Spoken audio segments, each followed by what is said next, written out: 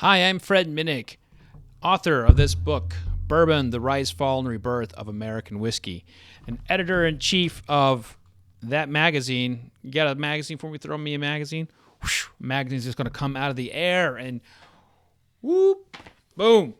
Bourbon Plus, a magazine where you can learn all kinds of cool stuff about bourbon and history and the people behind it. Today, I'm going to tell you about what was happening 100 years ago right now in American whiskey. It was a rush for people to try and figure out what to do with their whiskey. See, Prohibition was coming.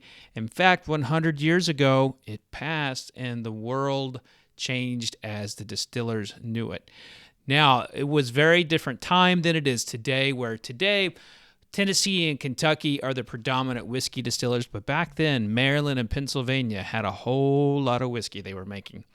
And the Pennsylvania distillers actually made agreements with people in the Bahamas, liquor dealers in the Bahamas, prior to Prohibition being passed. And all kinds of rye would be bootlegged back into the United States as soon as Prohibition hit. And it would be the good old Pennsylvania rye whiskey like Overholt and some of the other brands that people come to know and love.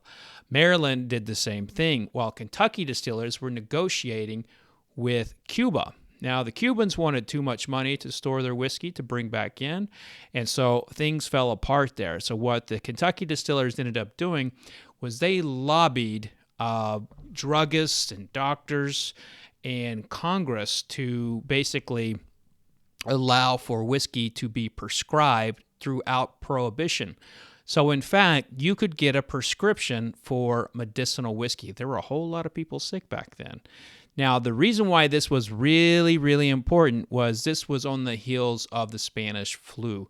And the Spanish flu killed thousands upon thousands around the world. And whiskey was pretty much the main. It wasn't the top. It wasn't the top drug of choice, but it was one of the top 5 drugs of choice to treat somebody with the Spanish flu. And when people would go to the doctors, the nurses would come with a nice hot toddy to help them. So you had druggists and doctors testify before Congress to say, you cannot take whiskey out of our hands to treat patients. It would be detrimental to what we're trying to do. Now, this was then pushed back to the states, and states had the right to basically prescribe medicinal whiskey if they chose to.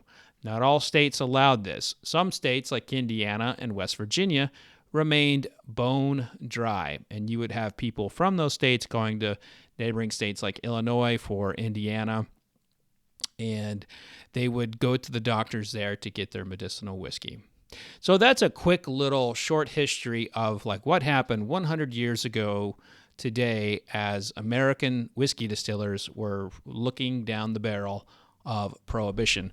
If you would like to learn more about what happened during and before Prohibition, check out my book, Bourbon, the Rise, Fall, and Rebirth of American Whiskey.